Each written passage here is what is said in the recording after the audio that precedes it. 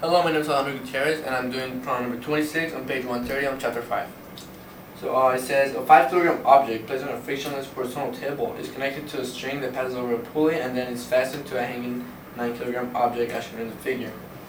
So we got a 5 kilogram object, and then a pulley, and then a 9 kilogram object, and it's a frictionless, so mu equals 0. Draw the free body diagram of both objects, find the acceleration of the two objects and the tension in the string. Okay, so right here we got the free body diagram for the first object.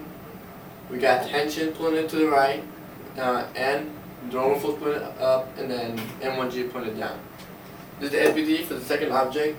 We got tension up, and then M2G pulling it down.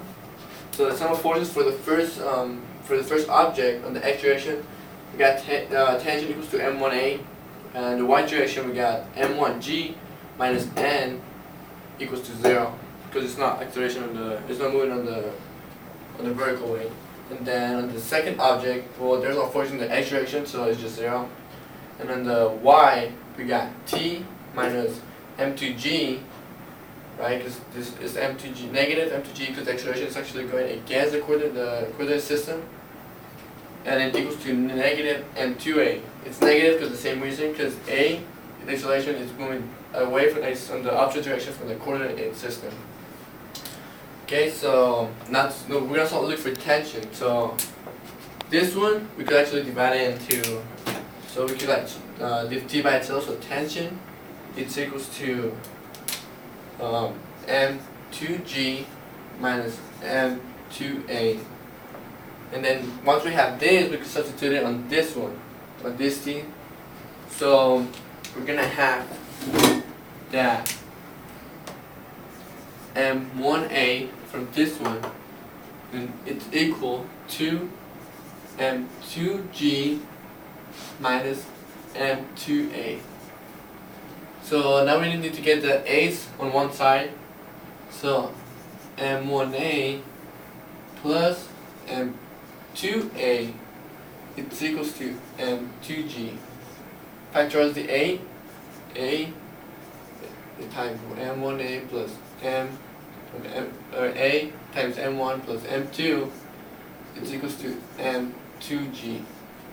Then divide by M1 plus M2 on both sides to leave A by itself, which will be M2G all over M1 plus M2.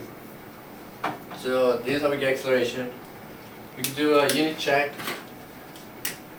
We got kilograms times acceleration meters per second square all over kilograms.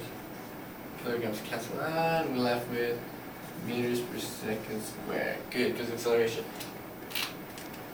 So now we can plug in our numbers.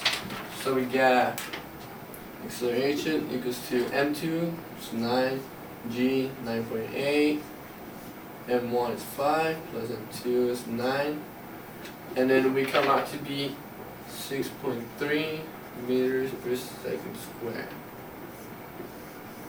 So this is acceleration. And it says solve for T. So now having the acceleration, we know T equals to M1A. So all we have to do is just plug it in. So we have T is equals to 5 and 6.3. So this will be 31.5 newtons. And then this is equal to T. And there we go. There we have the acceleration and tension. Thank you.